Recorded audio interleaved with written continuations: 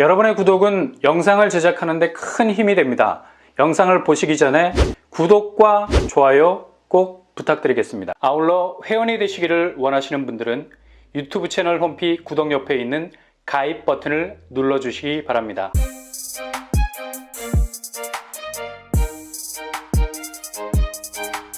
안녕하세요. 오바마나 먹덕밥입니다. 정말 충격적인 통계가 하나 나왔죠. 바로 유모차 판매량보다 계모차 판매량이 앞질러 버렸습니다. 계모차, 그러니까 반려견을 유모차에 태우고 가는 용도의 유모차 대용 반려견용 이동수단을 말합니다. 정말 기가 막히죠. 이젠 유모차라고 지나가는 거 유심히 보시면 애가 아둥바둥하지 않고 반려견이 멀뚱멀뚱 쳐다보는 광경을 너무나 자주 보게 되는데요. 이거 처음에는 되게 어색했거든. 몇 년 전만 해도 유모차에 개가 실려있는 걸 보면 상당히 어색하게 보일 정도. 아예 개가 사람보다 낫겠다는 생각도 들고 오만 생각들이 내리를 스쳐 지나갔었는데, 이제는 이런 광경이 워낙 흔하디 흔해서 당연한 걸로 생각이 되죠. 이건 그만큼 반려견에 대한 분위기가 많이 바뀐 거라 말할 수 있고, 다른 한편으론 충격적인 통계에 기반한 사실들이 액면 그대로 보이는 건데, 초저출산이 지속이 되면서 반려동물용 유모차 판매량이 사상 처음으로 유아용 유모차를 넘어서고 있다는 결과값이 보여주는 아주 극명한 사실이라는 얘기입니다. 이젠 계모차가 유모차를 앞지르는 시대가 됐어. 한국은 반려동물 유모차가 51% 상승을 했고, 반대로 유아용 유모차는 43%로 감소하고 있는 나라. 그러니까 국가 경쟁력 자체가 극도로 쪼그라들고 있는 내셔널 지오그래픽, 자연 지형도를 가지게 된 건데, 이런 날이 올 줄 누가 알았겠습니까? 아무리 한국이 초저출산이 지속되고 있는 상황이라 해도 반려동물 용품이 유아용품을 앞지르리라고는 꿈에도 상상할 수 없었는데, 정말 지금 출산율 꼬꾸라지는 거 보면 등에서 식은땀이 다 날 정도입니다.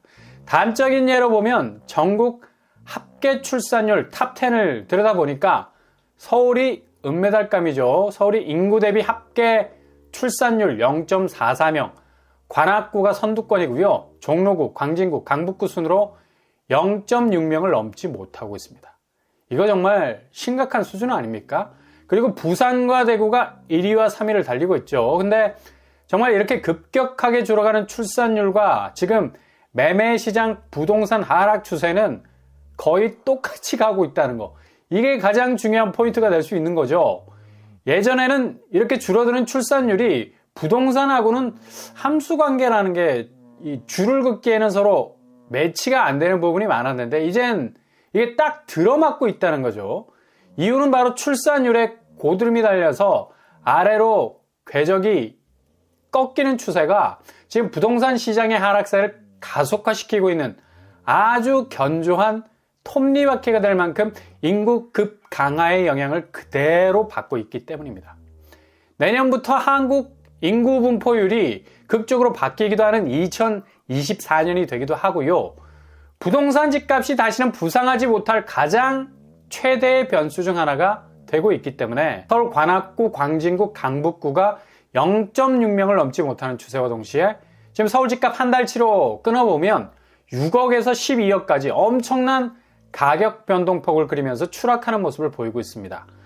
그만큼 서울 집값 자체가 거의 지하 실문을 본격적으로 따면서 과연 몇 층까지 내려갈 수 있을까라는 궁금증을 자아내게 할 정도로 집값 추세가 급격하게 하락하고 있습니다.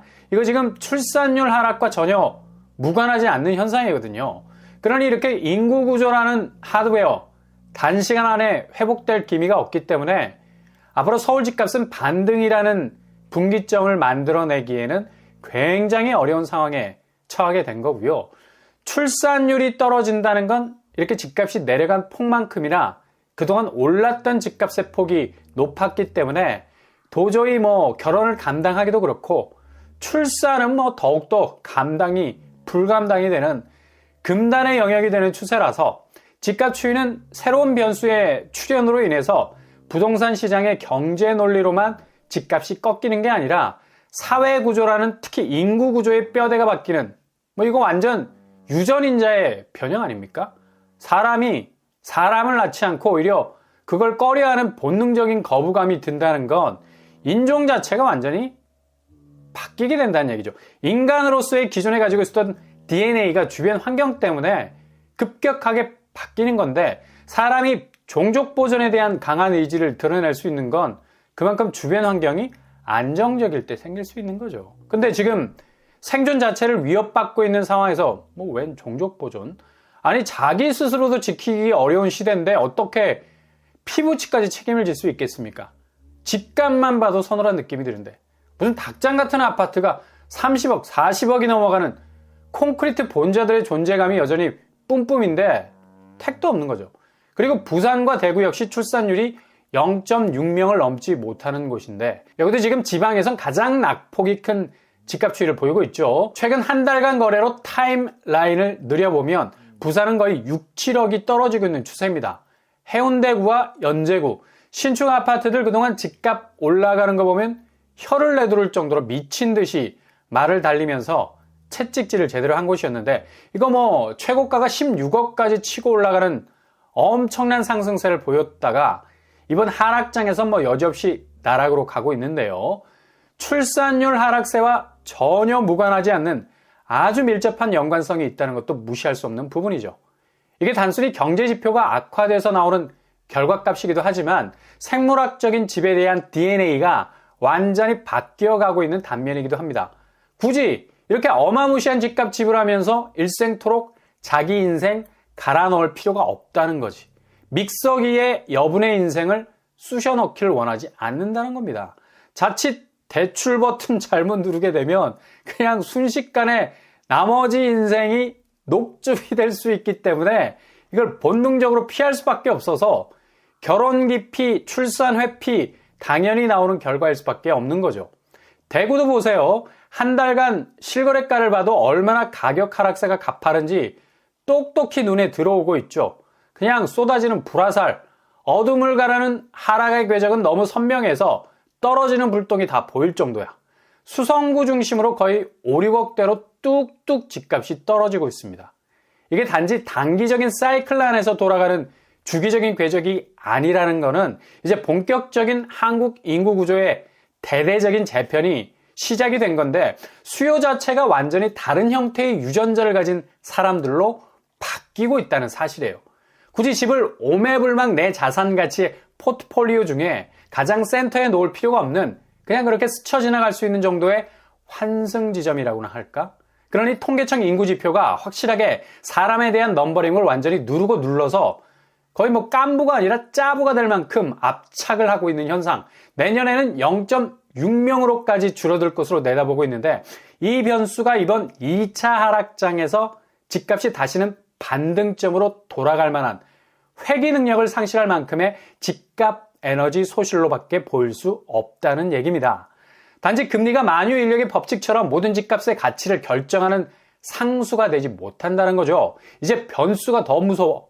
그렇게 당연시됐던 지표들이 급락하는 추세를 보이면서 집값이라는 옆구리를 치고 들어오는 힘이 상당히 묵직하다는 걸 깨닫게 되는데, 특히 출산율 부분도 그렇고요. 이런 어찌 보면 작게 보일 수 있는 변수들이 향후 집값이 다시는 반등할 수 없는 수조바닥에 깔린 까재미같이 바짝 졸아있는 장기간의 하락세는 그동안 많은 사람들이 바랬던 집값 정상화라는 톱니바퀴와 상당 부분 맞물려 돌아갈 가능성이 아주 높다는 얘기죠. 지금 1차 하락장 때 보여줬던 경기권 아파트들 중에 대부분 저격을 당했던 곳들이 다시 2차 하락장에서도 그대로 그렇게 떨어진 궤적을 재현한다는 건 그만큼 누적된 충격의 횟수가 여러 차례 반복이 되기 때문에 그냥 드러놓을 수밖에 없는 모습을 그대로 보여주고 있습니다. 이게 무서운 거죠. 오뚜기는 넘어지면 잠시 다시 일어서기라도 하지. 이제 한국 집값은 한번 들어놓기 시작하면 그냥 바닥에 깔린 양탄자, 먼지만 털어줄 정도로 그걸 개서 빨랫줄에 넣는 사람 없잖아. 그냥 그렇게 바닥에 깔리는 건 깔린 채로 놔둬야지. 경기도 쪽 양상이 이렇단 얘기죠. 이제 뭐 바닥에 들어놓기 시작하는 아파트 시세가 그냥 1차 때 보여줬던 충격을 그대로 떠안고 있기 때문에 놀랍지도 않아. 푸른마을 인덕원 대우 12억 8천에서 6억 8천 선으로 주저앉고 있습니다. 이거 거의 반토막이 난 시세거든요. 이전의 거래도 그리 전고점까지도 치고 올라오지도 못했습니다. 이런 까닭에 반토막 거래는 점점 반경을 확대하기 시작을 할 겁니다. 그리고 인덕원 숲속마을 4단지 여기도 9월 거래 이후에 3달 만에 거래가 됐는데 최고가 12억 6천보다 30% 정도 떨어진 거래가 성사가 되기도 했고요. 의왕시 내손동 인덕원 센트럴자이 역시도 최고가 대비 30% 정도 떨어지고 있습니다.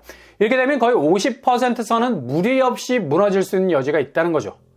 이렇게 경기권, 특히 인덕원 쪽은 GTX-C가 개통이 되는 호재가 있음에도 불구하고 1차 하락장 때 엄청난 문매를 맞기도 한 곳이기도 하고요. 이렇게 누적된 집값 하락 펀치를 세게 맞았으니 아직도 귓볼이 얼얼할 텐데 2차 하락장까지 덮치고 이번 하락세는 역대 인구구조, 경제구조, 금리구조, 금융구조, 견조한 사각구도의 쓰나미가 도도히 몰려오는 와중에 있기 때문에 전혀 단기적일 거라는 기대는 일찌감치 접어두는 게 좋은 건데 집값이 버블 붕괴까지도 갈 수 있는 위험성이 아주 높습니다.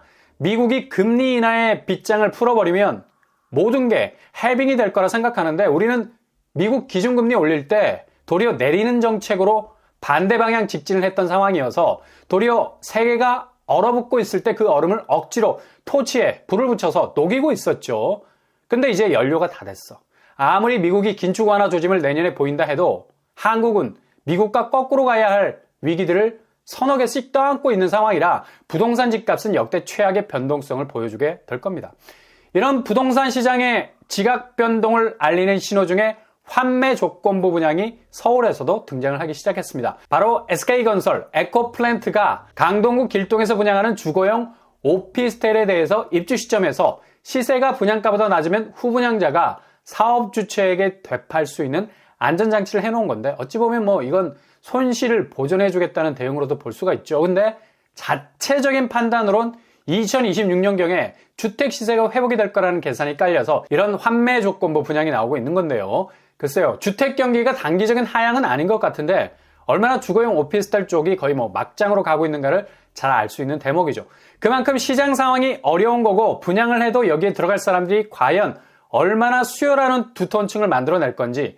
지금 주거용 오피스텔은 대부분 마이너스 P가 발생을 하고 있는 영역인데 이렇게 환매 조건부 분양은 미분양의 무덤이었던 대구에서 최초로 생겨난 분양 방식이었는데 워낙 당시 대구는 아파트 물량 찍어내듯 쏟아져 나와서 엄청난 미분양의 충격에 휩싸여 있었던 터라 이렇게 울며 겨자 먹기 식으로 시행사에서 환매 조건부로 시세가 분양가보다 낮으면 다시 사준다는 조건을 걸었겠습니까? 근데 이게 지금 서울에서도 등장하고 있다는 거죠. 그만큼 향후 주택시장 자체가 상당히 커다란 변화 속으로 들어갈 거라는 걸 감안하고 있는 거고 SK건설이 이 정도까지 조건을 내건다는 것도 자체 건설회사의 분양 자신감이 상당 부분 뒤로 후퇴한 면이 많다는 걸 알 수가 있는 대목이죠. 이젠 분양 완판이 목적이 아니라 분양이 어느 정도 수익까지만 올라와 주면 된다는 다 채우고 갈 필요 없이 악성 미분양이라는 꼬리표만 떼면 된다는 생존 본능에 가까운 자구책을 마련하고 있는 건데요. 그만큼 이젠 서울 신축도 주거 시스템이 다른 곳들은 거의 사람들이 거들떠보지도 않는 상황에선 새로운 묘수를 내고 있는 건 분명한데 이것도 자칫 자충수가 될 수 있어서 시세가 영영 돌아오지 못하면 대규모 환매 사태가 발생할 수도 있는 리스크가 있다는 겁니다. 이렇게까지 건설사가 그것도 환매 조건부 분양이라는 최후 수단까지 열어 젖힐 수밖에 없는 건 지금 금융권과 연계된 부동산 PF 문제가 대형 건설사 쪽으로도 옮겨 붙고 있기 때문입니다. 대체로 대부분의 대형 건설사들도 자기 자본 대비 PF 규모를 관리해야 하는 시점에 와 있는데 문제는 분양시장 자체가 워낙 얼어붙어 있어서 분양 쪽 자가 발전기가 제대로 돌아가지 않으면 상당 부분 작은 부분에서 문제가 터질 수 있고요. 28조 규모로 PF 보증 규모가 점점 늘어간다는 것도 문제가 있다는 얘기죠. 이게 지금 출산율에서 비롯된 문제에서부터 건설사, PF에 이르기까지 국내 부동산 문제는 내년 2024년도의 집값 자체의 구조를 완전히 다른 형태로 바꿔놓을 수 있는 파괴력이 있는 한 방이 될 것 같네요. 그리고 그리 쉽게 집값은 이전의 모습으로 돌아가지 못할 겁니다.